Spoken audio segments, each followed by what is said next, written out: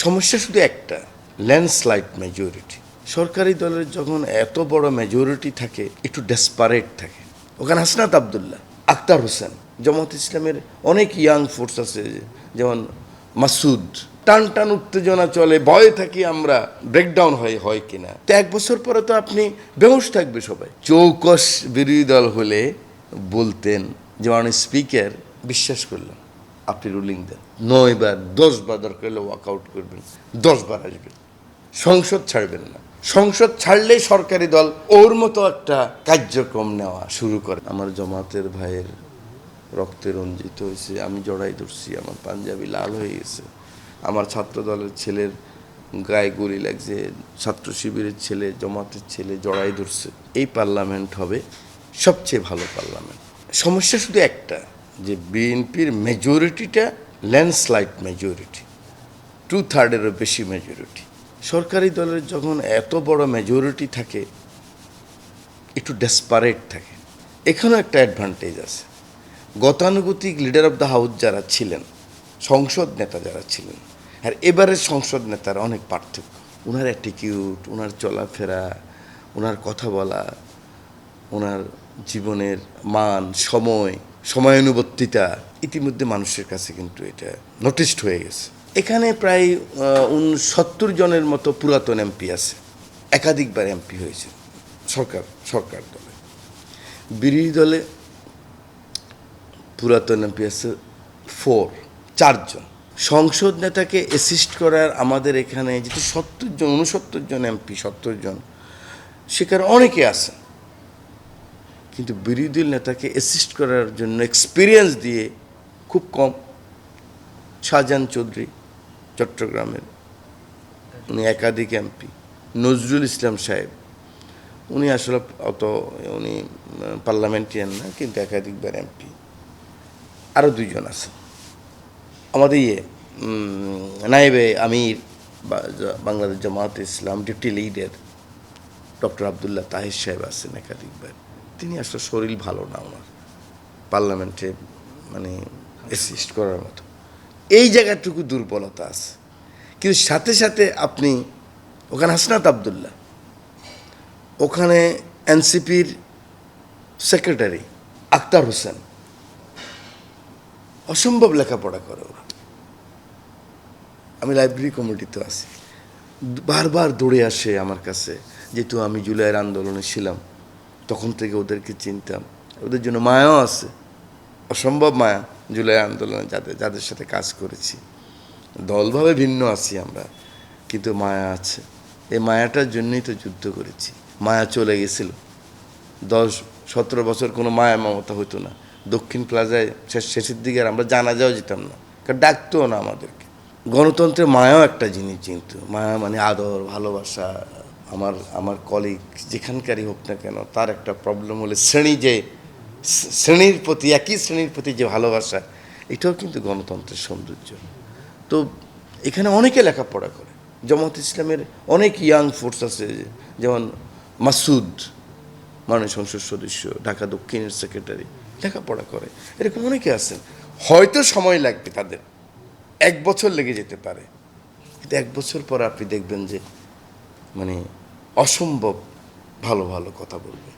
যেমন ধরেন শেষ দিন, যেদিন আমাদের 98টা বিল পাস হলো, একটা বিলই তো ঝামেলা হলো।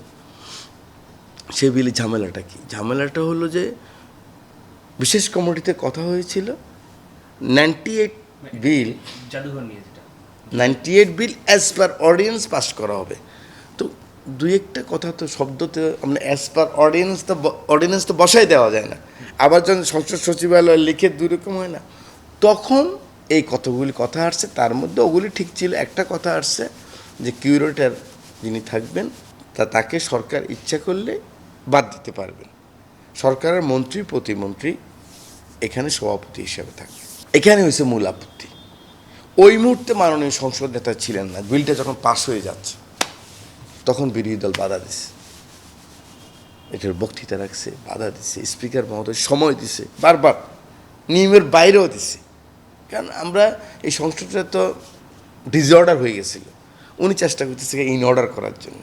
এটা নিয়মের বাইরে হইলো, একটু সময় বেশি হইলো, এটা সেটা হইলো, সংসদটাকে যদি সুন্দর করে নেওয়া যায়, শেষ করা যায় 5টা বছর, তাহলে একটা নতুন প্র্যাকটিস শুরু হলো। আমাদের তো 90 দিনের জন্য মধ্যে সংসদ সদস্য পদ চলে যাবে, এটাই ছিল প্র্যাকটিস, যে আমরা 89 দিনের দিন যে হাজির হইতাম, বেতন ভাতাও নিতাম, আবার 89 দিন হাজির হইতাম, সেলফ কন্ট্রাডিক্টরি।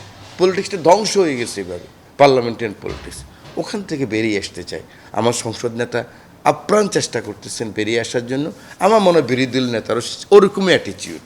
ওনার সাথেও আমি কথা বলেছি, it's a very good symbol. তখন সংসদ নেতা বলল কি হাউ কাউ কেন, আমি আস্তে আস্তে শুনছিলাম। বললো যে এরকম ব্রিফ করলো, আমাদের সালাউদ্দিন সাহেব আইনমন্ত্রী ছিল, ব্রিফ করলো। উনি মোটামুটি বললো যে এটাকে মেডিকেট করে ফেলেন না, যদি ওরকম কথা থাকে সবাই না চাইলে না চাইবে, অসুবিধা কি, ওটা তার এইভাবে বলা যায় না। তখন আইনমন্ত্রী আবার দাঁড়ায় উনি বললেন যে ঠিক আছে, আমরা এই বিল আপনাদের সাথে আলোচনা করে রিভিউ করব, আবার আনবো, রিভিউ করবো আমরা, যদি আপনারা চান, বা ভিতরে আলোচনা করে যদি বিলটা আবার আনতে হয় আবার আনবো। নাম্বার 1। নাম্বার 2 যেটা বলেছেন, 16টা বিল নিয়ে যেটা বলছে আলাপ আলোচনা করে বাকি 16টা আমরা আবার আনবো, সংসদে আনবো। সেই মুহূর্তে খুব চৌকস বিরোধী দল হলে বলতেন যে মাননীয় স্পিকার, যে চৌকস মানে অভিজ্ঞ, চৌকস তো ওনারা অবশ্যই চৌকস, মানে অভিজ্ঞতা, empiricism is the source of a knowledge. অভিজ্ঞতা একটা বড় জিনিস সংসদে, রেওয়াজ বোঝা, অভিজ্ঞতা। হাউস অফ কমন্সে ভাই কিছু নাই, সব রেওয়াজ, সবই ট্র্যাডিশন, রেওয়াজ। এত সাল হয়েছে এই জন্য হবে, এত সাল হয়েছে। এবার রেওয়াজকে সবাই রেসপেক্ট করে। এক পাতার সংবিধান না হয়, তখন বলতে পারতেন যে মাননীয় স্পিকার বিশ্বাস করলাম, আপনি রুলিং দেন, বলে দেন আপনি। উনি বলে দেওয়া মানে তো রেকর্ড।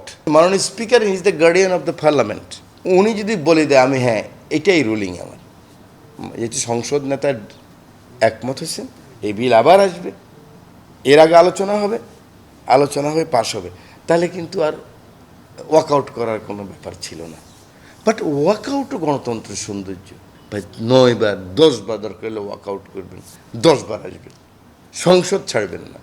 সংসদ ছাড়লেই সরকারি দল আস্তে আস্তে হয় কি, ওর মতো একটা কার্যক্রম নেওয়া শুরু করে, যখন দেখে যে আর পারতেছি না, আচ্ছা এখন তো সরকার শেষ করতে হবে, নিজের অজান্তেই সে অন্য ধরনের সরকার হয়ে যায়। আমার এক্সপিরিয়েন্স থেকে বলতেছি, ভুল হইতে পারে, আমি ভুল করতে পারি, কিন্তু আমার যে অভিজ্ঞতা দেখেছি, একটা লোক, একটা দল, ট্রেজারি বেঞ্চ বিশেষ করে ভালো অ্যাটিটিউড থাকলেও যখন সে আর ম্যানেজ করতে পারে না, তখন সে তার মতো চলা শুরু করে, তখন আর সংসদটা প্রাণবন্ত থাকে না।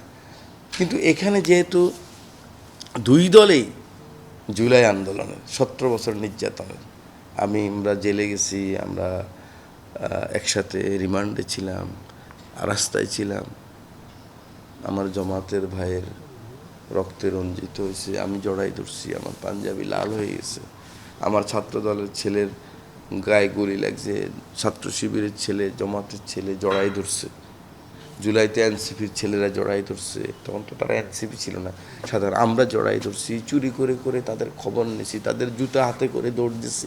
অতএব অসম্ভব মায়া, আবার সে মায়া। তার মানে কি আপনি কি বলতে চাচ্ছেন যে এই যে সংসদ, এটা প্রাণবন্ত হচ্ছে? অবশ্যই প্রাণবন্ত। আপনার টান টান উত্তেজনা চলে, ভয়ে থাকি আমরা তো ভয়ে থাকি যে যে যে কোনো ব্রেকডাউন হয় কিনা। পড়ো, লেখাপড়া করো, এই করো, ওরা আবার লেখাপড়া করি, যতটুকু পারে অতটুকু করে ফাইট করে। তো 1 বছর পরে তো আপনি বেহুশ থাকবে, সবাই বেহুশ থাকবে, মানে বলছি যে কেউ কাউকে তো আর মানে ওই ছাড় দেবে না যে আমি জানি না উনি করে গেলেন গা, ওরকম কিছু হবে না। এই সংসদ, আমি যেটা বলতে চাই, 79 সংসদের পরে এটাই হবে, দেখবেন আপনি 28-29 সালে বলবেন এটা বেস্ট পার্লামেন্ট, এই 3 দশকের বেস্ট পার্লামেন্ট।